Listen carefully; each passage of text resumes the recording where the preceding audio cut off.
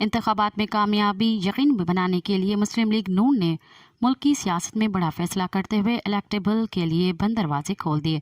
مسلم league نون نے electables کو party میں شامل کرنے کا فیصلہ کیا ہے۔ سروے کے مطابق نون لیگ کو پنجاب کی قومی اسمبلی کے 141 جنرل نشستوں میں سے 90 کے قریب نشستیں ملنے کا امکان ہے۔ پارٹی ذرا کا کہنا ہے کہ مسلم لیگ نون نے الیکٹیبلز کو پارٹی میں شامل کرنے کا فیصلہ سروے کے نتائج کی بنیاد پر کیا۔